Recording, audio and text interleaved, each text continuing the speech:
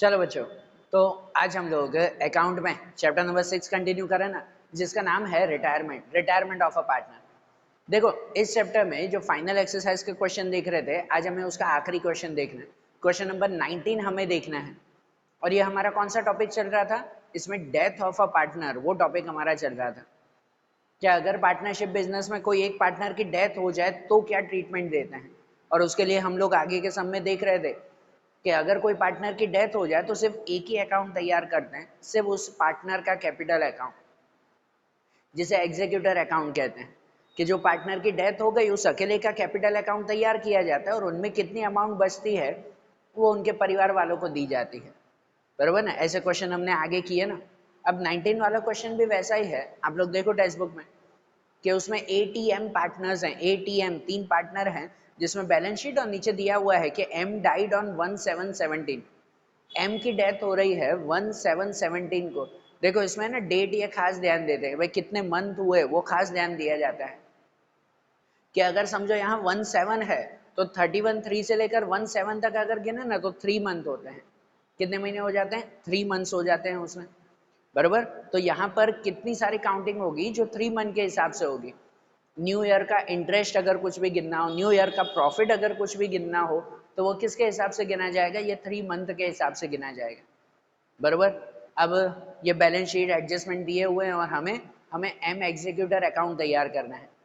तो M executor account ये तैयार होता है ना कि जहां पर पर्टिकुलर अमाउंट सिर्फ एक कैपिटल अकाउंट, सम हमें पूरा का पूरा ही करना होता है। कल भी हमने देखा था सम तो पूरा का पूरा ही करना है, लेकिन पूरा सम रफ में करना है। यहाँ अमाउंट सिर्फ उस एम के रिलेटेड लिखनी है। रिवैल्यूएशन अकाउंट भी बनाते हैं, लेकिन रिवैल्यूएशन अकाउंट रफ में, कल भी ऐसा तैयार किया था कि रफ में सिर्फ रिवैल्यूएशन अकाउंट हम लोग तैयार करते हैं भाई, कितना फायदा हुआ या कितना नुकसान हुआ, तो वो आखिरी क्लोजिंग के वक्त तो उस पार्टनर को दिया जाएगा ना उतना। बरोबर ना? तो देखो, अगर एडजस्टमेंट शुरू करें ना, जैसे पहला दिया हुआ है value of land building and furniture increase by 10%। Land building की वैल्यू 10%, फर्नीचर की वैल्यू 10% बढ़ी। देखो ये रिवैल्यूएशन के एडजस्टमेंट आते हैं। हम लोग क्या करते हैं लॉन्ग क्वेश्चन में, एसेट्स में लिखते हैं ना, एसेट्स में लैंड बिल्डिंग में 10% बढ़ाते हैं, फर्नीचर में बढ़ाएंगे, और ये फायदा हुआ तो रिवैल्यूएशन के क्रेडिट में लिखते हैं। लेकिन यहाँ रिवैल्यूएशन अकाउंट तो बनाया नहीं है। तो मैंने बताया था कल भी कि एक रफ में खाली बना दिया करो, वो मेंशन करना जरूरी नहीं है। तो रफ में सिर्फ जो है वो तैयार कर दिया करो रिवैल्यूएशन अकाउंट, कि जहां पर फायदा हो तो प्लस में लिखो, नुकसान हो तो माइनस में लिखो। जैसे लैंड बिल्डिंग में 10% इंक्रीज हुआ है, ये फायदा। ऊपर लैंड बिल्डिंग कितना है? 12,000। 12,000 के 10% अगर करो तो 1,200 रुपए का फायदा, प्लस 1200 लिखेंगे उसमें। बरोबर? फर्नीचर में भी 10% इंक्रीज हुआ है, तो फर्नीचर कितना है? 6,000। 6,000 के 10% तो वो 600 का फायदा होगा। बरोबर ना? प्लस 600 लिखेंगे ना यहाँ पर। ये रफ में एडजस्टमेंट कर दिया, ये आखिरी रिवैल्यूएशन क्लोज करके यहाँ लेकर आएंगे एंड में। फिर सेकंड है cost of stock is 5500 which is to be brought in the books. Stock की वैल्यू 5500 हो गई। ऊपर स्टॉक कितना है? ऊपर स्टॉक 6000 का है, उसकी वैल्यू 5500 हो गई, मतलब 500 रुपए का नुकसान हुआ उसमें। नुकसान हुआ तो हमने एसेट्स या बैलेंस शीट तो बनाई नहीं है, वो नुकसान सिर्फ रीवैल्यूएशन में लिखेंगे। 500 का नुकसान तो -500 लिख दो, है ना? नुकसान हुआ है तो माइनस में लिख दो, -500 वो। उसके बाद 400 to be return of as bad debt from debtors. Debtors में से जो है वो ये बेड डेप कट करना है। तो ऊपर डेप्टर्स कितने? 15,000, उसमें से 400 रुपए का बेड डेप नुकसान हो गया, पैसे नहीं मिलेंगे। अब बेड डेप कट करो तो बेड डेप रिजर्व कहीं पे है क्या? नहीं है, मतलब ये 400 रुपए का पूरा ही नुकसान हुआ। बरोबर ना? कोई रिजर्व नहीं है तो पूरा ही नुकसान, पूरा नुकसान ये माइनस में लिखेंगे 400 रुपए। बरोबर ना? रिवैल्यूएशन में लिखेंगे -400, ये नुकसान हो गया। फिर गुडविल इज वैल्यूड एट 7200। ये गुडविल है 7200 की। तो गुडविल, गुडविल में क्या करते हैं? ये न्यू गुडविल होती है तो खाली जो रिटायर हो रहा है या जिसकी डेथ हो रही है सिर्फ उसका हिस्सा ढूंढेंगे ना, जो उसके क्रेडिट में लिखते हैं, और बाकी दोनों को गेन रेशियो में डिस्ट्रीब्यूट करते हैं। लेकिन गेन रेशियो यहाँ ढूंढने की जरूरत नहीं है, हम लोग वहां तो डिस्ट्रीब्यूट कर नहीं रहे हैं, बाकी दोनों का अकाउंट तो बनाया नहीं है। तो जिसकी डेथ हो रही है सिर्फ उसी का ही अकाउंट हम लोग तैयार करें। मतलब कि देखो उसका ओल्ड रेशियो दिया हुआ है यहाँ एटीएम के लिए। ओल्ड रेशियो 4:1:1 है, जिसमें एम की डेथ हो रही है तो उसका रेशियो 1 गिना जाएगा ना। बरोबर ना। और 1 के हिसाब से देखो टोटल गुडविल अगर 7200 की है, 7200 वो टोटल गुडविल है, तो उसमें से उसका हिस्सा कितना हो जाता है 1/6। 1/6 मतलब कितना हो जाएगा, वो हो जाएगा 1200। 1200 उसकी गुडविल ना, बराबर ना, 12 6 72। तो ये जो गुडविल हुई वो गुडविल कहाँ लिखते हैं, उसके क्रेडिट में, कि ये उसे जो है वो न्यू गुडविल मिलेगी। बाकी दोनों जो है वो गेन के अकॉर्डिंग वो लेकर आएंगे, लेकिन बाकी दोनों की एंट्री करने की जरूरत नहीं है। यहाँ पे सिर्फ लिखते हैं कि premium of goodwill, premium of goodwill कितना मिल जाएगा उसे 1200 रुपीज। ठीक है, ये गुडविल की एंट्री भी हो गई। फिर उसके बाद है M is to be given share in profit till the date of his death on the basis of sale and net profit of last year. Sale of last year was 8 lakh, sale of first 3 month of current year was 4 lakh and net profit of last year was 2,40,000। अब देखो जैसे उसे goodwill दी जाती है तो उसे नए साल का प्रॉफिट का हिस्सा भी तो देते हैं ना। आगे के क्वेश्चन में भी हमने ये देखा था कि उसकी डेथ 1/7 को हुई, मतलब 3 महीने तो उसने काम किया, 3 महीने काम किया है तो उस 3 महीने का तो उसे प्रॉफिट मिलना चाहिए ना। लेकिन 3 महीने का प्रॉफिट हम लोग साल के बीच में तो ढूंढते नहीं, प्रॉफिट तो मार्च एंडिंग साल के एंड में ढूंढते हैं, पूरे साल का 3 महीने का प्रॉफिट तो ढूंढा नहीं जाता। तो वो प्रॉफिट आगे वाले सम में किया था, लास्ट ईयर के प्रॉफिट के हिसाब से दे देते थे। लेकिन यहाँ लास्ट ईयर का प्रॉफिट नहीं, यहाँ सेल के हिसाब से ये 3 महीने का करेक्ट प्रॉफिट हमें फाइंड करना है, बरोबर ना, सेल के हिसाब से ढूंढना है। तो सेल के हिसाब से प्रॉफिट ढूंढना हो ना, उसकी एक फॉर्मूला आती है। ये फॉर्मूला एक्चुअली आपके पार्ट 2 में है, कंपनी वाले अकाउंट्स में, लेकिन यहाँ पर एक पॉइंट में खाली दिया हुआ है कि अगर समझो हमें प्रॉफिट फाइंड करना है ना, ये फॉर्मूला ध्यान रखना कि प्रॉफिट ऑफ 3 मंथ अगर हमें फाइंड करना है, भाई ये पहले 3 महीना उसके डेथ हुई तब तक का प्रॉफिट, तो उसके लिए फॉर्मूला आती है कि profit of last year divide by sale of last year, divide by sale of last year multiply sale of current 3 month.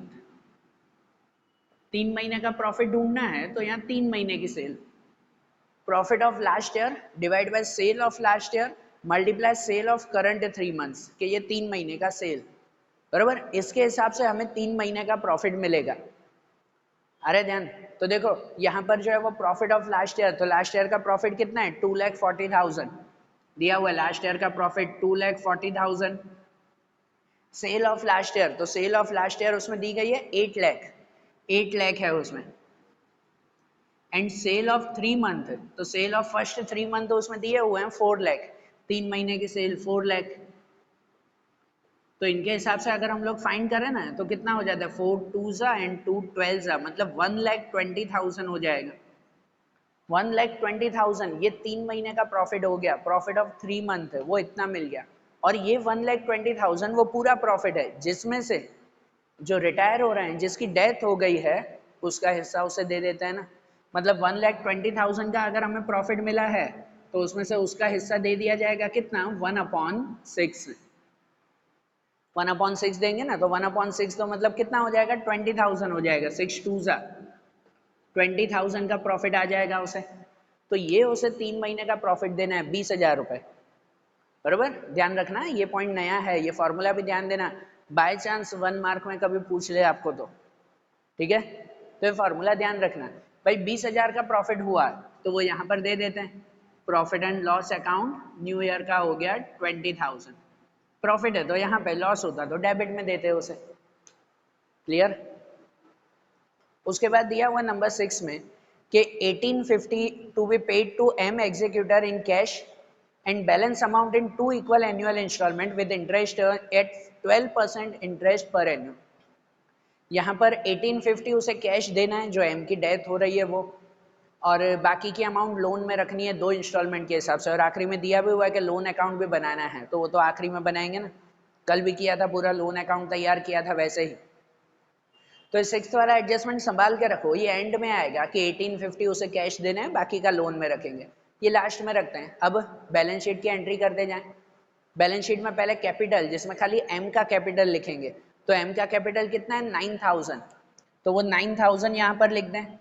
क्या लिखते हैं हम लोग कि भाई बैलेंस ब्रॉड फॉरवर्ड, एम का कैपिटल है 9000 रुपीज, बराबर। उसके बाद जनरल रिजर्व, तो जनरल रिजर्व तीनों को बांट देता है ना, तो तीनों को बांट देंगे, उसमें खाली उसका हिस्सा 1/6 के हिसाब से, तो 1/6 के हिसाब से उसका हिस्सा कितना हो जाएगा, 500 हो जाएगा। 3000 की जनरल रिजर्व है, 1/6 तो 500 जनरल रिजर्व, वो उसे मिल जाएगी 500 रुपीज। फिर क्रेडिटर, बिल्स पेएबल, वो तो लायबिलिटी में लिखते हैं, वो तो यहाँ लिखते नहीं। लैंड बिल्डिंग नहीं, furniture, motor car, debtor, stock, कुछ भी नहीं। लोन टू एम ये लिखा जाता है, एम की लोन है तो यहाँ पर लिखेंगे ना।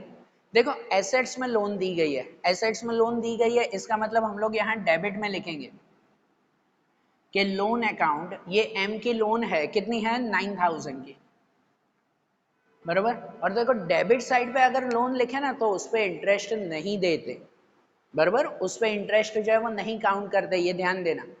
डेबिट पे लोन मतलब क्या, डेबिट का लोन मतलब क्या कि हमने पार्टनर को लोन दी है, और हमने अगर पार्टनर को लोन दी है तो उससे इंटरेस्ट लेना जब तक मेंशन ना हो तब तक कंपलसरी नहीं है, इंटरेस्ट नहीं लिया जाता जब तक मेंशन ना हो।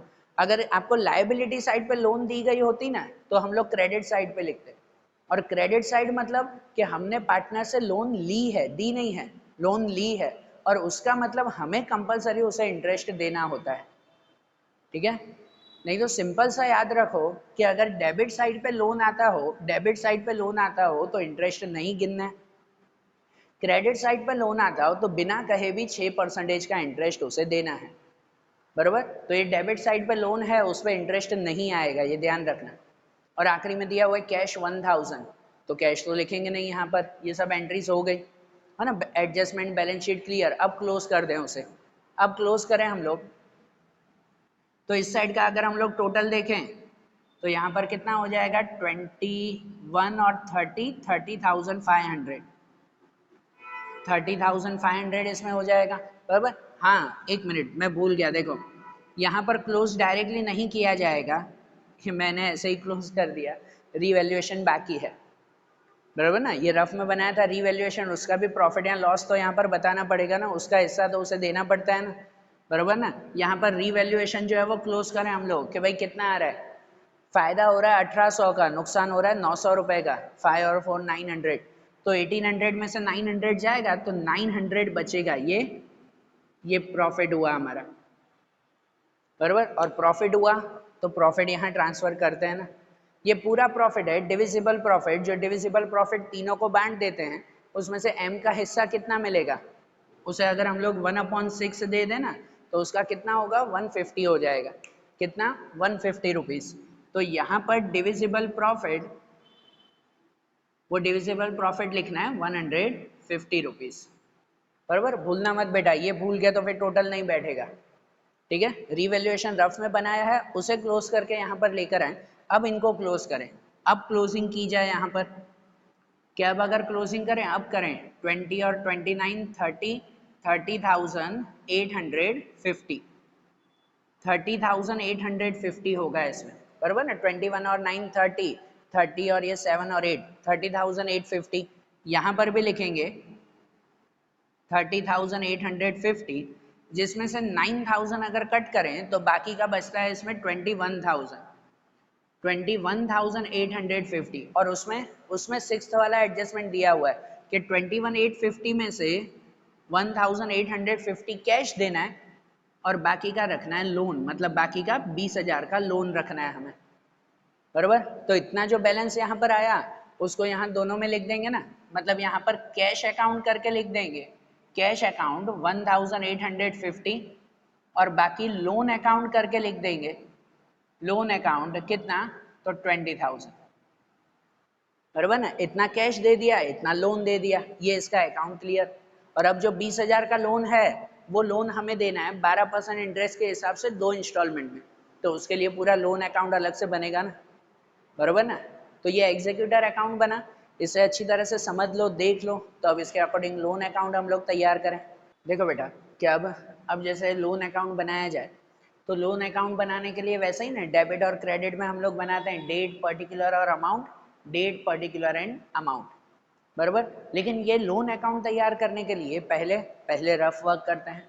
खास रफ वर्क किया करो तो यहाँ लिखने में आसानी होगी कि देखो 20,000 की लोन है हमारी, 20,000 की है, जो हमें 2 इंस्टॉलमेंट में देनी है 12% इंटरेस्ट के हिसाब से ना, 2 इक्वल इंस्टॉलमेंट। तो 2 इंस्टॉलमेंट में देनी है तो यहाँ पर फर्स्ट एंड सेकंड ऐसे 2 इंस्टॉलमेंट लिख देंगे। और हर इंस्टॉलमेंट में पहले कैलकुलेशन के लिए क्या लिखते हैं हम लोग, 3 चीज़ें यहाँ पर लिखते हैं कि भाई इंस्टॉलमेंट कितनी देनी है, इंटरेस्ट कितना देना है, और उसके साथ जो है वो कैश कितना देना है। यहाँ पर भी इंस्टॉलमेंट कितनी देनी है, इंटरेस्ट कितना देना है और कैश कितना देना है। बराबर, ये चीज़ें पहले लिख देते हैं। देखो 20,000 को 2 इंस्टॉलमेंट में अगर हमें डिवाइड करना है तो इंस्टॉलमेंट तो दोनों की कितनी हो जाएगी, 10,000 हो जाएगी। बराबर ना, फर्स्ट एंड सेकंड दोनों इंस्टॉलमेंट तो 10,000 की हो जाएगी, फर्स्ट सेकंड दोनों में। इंटरेस्ट कितना देना है तो खास काउंटिंग इंटरेस्ट की ही होती है। इंटरेस्ट कितना देना होता है तो भाई इंटरेस्ट 12% देना है, लेकिन जब पहली इंस्टॉलमेंट होती है तो उसमें पूरे 20,000 पे इंटरेस्ट देते हैं। दूसरी बार जब इंटरेस्ट देना होता है तो 20,000 पे नहीं, उसकी आधी अमाउंट पे, क्योंकि पहले आधे 10,000 तो दे चुके हैं। बरोबर ना, कल भी ये समझाया था ना, पहली इंस्टॉलमेंट में पूरी अमाउंट पे जो है वो इंटरेस्ट देते हैं, दूसरी इंस्टॉलमेंट में उसकी आधी अमाउंट पे दिया जाता है। मतलब पहले पे अगर पूरे 20,000 के 12% देखें, 12% है तो कितना 2400 का इंटरेस्ट होगा। बराबर। और दूसरी बार इंटरेस्ट होगा 10,000 पे, 20,000 में से 10,000 दे चुके हैं, बाकी 10,000 रहेगा।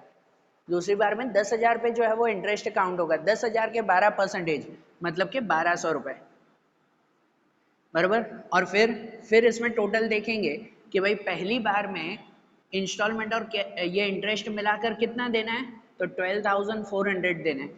दूसरी बार में इंस्टॉलमेंट और इंटरेस्ट मिलाकर कितना देना है तो 11,200 देने हैं। बराबर ना, ये 2 इंस्टॉलमेंट हमें पूरी करनी है इंटरेस्ट के साथ। और इंटरेस्ट के साथ जब गिनते हैं, अगर मंथ वाइज हो, जैसे उनकी डेथ 3 मंथ में हो रही है, तो जो इंटरेस्ट है ना, उस इंटरेस्ट को 3 मंथ और 9 मंथ के हिसाब से डिवाइड कर देते हैं। 3 और 9 ऐसे ब्रैकेट में लिख रहा हूँ, मतलब 3 मंथ और 9 मंथ के हिसाब से डिवाइड कर देते हैं। तो भाई यहाँ पर जो 2400 है इंटरेस्ट, 2400 के 3 मंथ गिनो, मतलब मल्टीप्लाई 3/12, तो ये हो जाएगा 600। और 9/12 अगर गिनो ना 2400 के 9 मंथ, तो वो हो जाएंगे 1800। बराबर, ये कैलकुलेशन में काम आएगा। वैसे ही इस इंटरेस्ट को भी 3 मंथ और 9 मंथ में डिवाइड कर दो। ये पूरे साल का इंटरेस्ट है, लेकिन उसकी डेथ जो बीच में हुई है 3 मंथ में, तो इंटरेस्ट उसके हिसाब से देना पड़ेगा। 1200 को अगर 3 के हिसाब से देखें ना तो 300 हो जाएंगे, और 1200 के 9 मंथ के हिसाब से 900 हो जाएंगे। बराबर, इतना रफ वर्क पहले कर दिया करो साइड में, अब लिखने में आसानी होगी। जैसे देखो लोन अकाउंट है, यहाँ से शुरू करेंगे जब उनकी डेथ हुई थी 1717। बराबर ना, 1717 को डेथ हुई, वहां पे लिखेंगे balance brought forward, balance brought forward, और कितनी 20,000 से लोन अकाउंट तैयार हुआ, ये शुरू हुआ। अब हमेशा हमेशा जो है वो उसके क्या कहते हैं कि भाई ईयर एंड कब होता है वो पहले लिखते हैं। भाई ईयर एंडिंग कब होती है, ईयर एंडिंग होती है मार्च एंडिंग। मतलब ये 17 है तो उसकी मार्च एंडिंग होगी ना 31/3/18 को, 31/3/18। क्या इसके बीच में हमने कोई इंस्टॉलमेंट दी, इंस्टॉलमेंट मतलब कोई कैश दिया। अब देखो जब कैश 2 इंस्टॉलमेंट में देना है तो यहाँ पे भी लिख लें कि उसकी डेथ 1717 को हुई थी, तो पहली बार कैश देंगे हम 1718 को, 1 साल बाद इतना कैश देंगे। और दूसरा कैश देंगे हम लोग 1719 को। बरोबर, तो देखो शुरुआत 1717 से हुई, साल खत्म होगा 31/3/18 को। क्या इसके बीच में हमने ये कैश दिया, नहीं दिया है। अगर कैश नहीं दिया है इसके बीच में, तो इसके बीच में जो है वो इंटरेस्ट तो देना पड़ेगा ना। कैश नहीं दिया तो इंटरेस्ट काउंट कर लेते हैं। कितने हो जाएंगे 17 से 31/3 गिनो ना तो 9 मंथ हो जाते हैं। तो यहाँ पर इंटरेस्ट अकाउंट लिख देते हैं 9 मंथ का। तो देखो 9 मंथ का इंटरेस्ट कितना, वो पहले हमने यहाँ काउंट किया रफ में। 9 मंथ का इंटरेस्ट कितना हो जाता है 1800, तो वो इंटरेस्ट दे देंगे 1800 का। बरोबर, 31/3 को साल खत्म हो जाए ना, तो साल खत्म हो जाए तो इसे क्लोज कर देते हैं। यहाँ पर हो जाएगा 21,800। कोई कैश दिया नहीं, कैश देते तो इस साइड लिखते, कुछ दिया नहीं है तो यहाँ पर भी लिख देंगे 21,800। उसमें से कुछ माइनस भी नहीं करना है तो वही लिखें 21,800, डेट भी वही 31/3/18, और यहाँ लिख देंगे हम लोग बैलेंस कैरी फॉरवर्ड। ये बैलेंस कैरी फॉरवर्ड अगले साल में जाएगा। 31/3 को है तो यहाँ शुरू होगा 1/4/18 उसका नेक्स्ट डे। 1/4/18 को यहाँ पर बैलेंस ब्रॉड फॉरवर्ड लिखेंगे। बैलेंस ब्रॉड फॉरवर्ड कितना, तो 21,800 यहाँ ब्रॉड फॉरवर्ड करेंगे, 21,800 यहाँ पर आएगा, बराबर। अब 1/4 को ना, तो ये साल खत्म होता है, ये साल खत्म होता है 31/3/19 को, 31/3/19 को खत्म होगा। तो इसके बीच में हमने एक कैश दिया है ना, बराबर ना, 1/7/19 को कैश दिया ना, 1/7/18 को इतना कैश दिया ना 12,400, तो वो कैश पहले देंगे ना, और कैश के साथ साथ जो 3 महीने का बचा हुआ इंटरेस्ट है वो भी देंगे, क्योंकि पहले यहाँ 9 महीने का इंटरेस्ट दिया है तो बाकी 3 महीने का इंटरेस्ट यहाँ देना होगा ना। तो वो डेट लिख देंगे कि भाई 1/7/18 को जब उसे कैश देना था तो उसके साथ इंटरेस्ट अकाउंट, वो इंटरेस्ट गिनेंगे 3 महीने का 600 रुपये, और यहाँ पे वही डेट लिखेंगे 1/7/18, डेबिट में वही डेट जहाँ लिखेंगे कैश अकाउंट। भाई कैश दिया है उसे कितना, तो पहली बार में कितना कैश दिया, 12,400, इतना कैश दिया ना ये 1/7/18 को, बराबर ना। 1/4 को शुरू हुआ इतना बैलेंस, 1/7 को ये इंटरेस्ट और कैश दिया। अब साल खत्म होगा 31/3/19, तो इस साल के एंड में भी तो इंटरेस्ट गिनना होगा ना, बराबर ना। ये तो 1/7 को खत्म हो गया 3 महीने में, 1/4 से 1/7 3 महीने में, तो बाकी के 9 महीने और भी तो हैं यहाँ पर, तो 9 मंथ का इंटरेस्ट एक और गिनना होगा ना। और यहाँ 9 मंथ में कौन सा, ये नहीं, अब ये इंटरेस्ट होगा 9 मंथ का, बराबर ना। अब ये 9 मंथ का इंटरेस्ट होगा दूसरी बार वाला, तो यहाँ पर लिखेंगे इंटरेस्ट अकाउंट, और 9 मंथ का इंटरेस्ट कितना है, तो वो 900 है, बराबर। 900 का वो इंटरेस्ट आ जाएगा दूसरी बार में। अब ये साल क्लोज, 31/3/19 आखिरी दिन हो गया, अब क्लोज कर दें। अब इनकी अगर क्लोजिंग कर दें ना, तो यहाँ पर कितना आ जाएगा, 17 और 6 23, ऊपर 2 गिने तो यहाँ पर 3 और 2 23,300। यहाँ पर भी लिखेंगे कि 23,300, और उसमें से ये माइनस करें तो यहाँ पर कितना बचेगा, यहाँ बचेगा 900, एंड यहाँ पर 2 में से 0 एंड 1, 10,900, 10,900 बचेगा, जो यहाँ पर लिखेंगे हम लोग कौन सा, balance carry forward. Balance carry forward 31/3/19, बराबर ना। ये बैलेंस कैरी फॉरवर्ड, इस बैलेंस कैरी फॉरवर्ड को अब नए साल में लेकर जाएंगे जो होगा 1/4/19, 31/3/19, नेक्स्ट डे 1/4/19, वहां पर लिखेंगे बैलेंस ब्रॉड फॉरवर्ड कितना, 10,900। अब वैसे तो ये 1/4/19 को है तो इसका साल खत्म होगा 31/3/20 को, लेकिन उस साल तक हम पहुंचेंगे ही नहीं, उससे पहले ही 1/4/19 में 1/7/19 3 महीने में ही उसका दूसरा कैश दे देना है, खत्म कर देना है 3 महीने में ही। तो 31/3/20 तक हम पहुंचेंगे ही नहीं, तो उससे हम 3 महीने का ही खत्म कर देना उसमें, कि 1/7/19 को वो 3 महीने का इंटरेस्ट भी दे देंगे बाकी का, कि अब 3 महीने का कितना इंटरेस्ट बचा है इसमें, 300 रुपीज़ बचा है, तो वो 300 रुपीज़ इंटरेस्ट दे देंगे। और यहाँ पर उसी तारीख में 1/7/19 को कैश अकाउंट, कैश दे देंगे कि भाई दूसरी बार का कैश कितना हुआ, 11,200, तो वो 11,200 जो है वो कैश दे देंगे हम लोग, बराबर। एंड अब क्लोजिंग, तो अब क्लोजिंग देखो, अब दोनों साइड सेम आ जाएगा, यहाँ पर 9 और 3 12, तो 11,200 यहाँ पर, और यहाँ पर भी आ जाएगा 11,200, दोनों में टोटल आ गया, लोन अकाउंट हमारा खत्म, कि अब कोई बैलेंस बचेगा नहीं, ये कैश दे दिया हमने, बराबर ना। ये हमारा लोन अकाउंट तैयार हुआ। अरे ध्यान, ये काउंटिंग करनी है और उसके बाद ये जो है वो ध्यान से लिखना है हमें दोनों साल के लिए। तो अब ये लोन अकाउंट बना लो अच्छी तरह से, बराबर ना, ध्यान से जो है वो ये काउंटिंग वगैरह समझ लेना। तो अब जैसे ये आखिरी क्वेश्चन हमारा कंप्लीट हुआ, अब जो नेक्स्ट चैप्टर्स हैं, नेक्स्ट के जो नए टॉपिक्स आएंगे वो अब हम लोग नेक्स्ट वीडियोस में देखेंगे। Okay, thank you.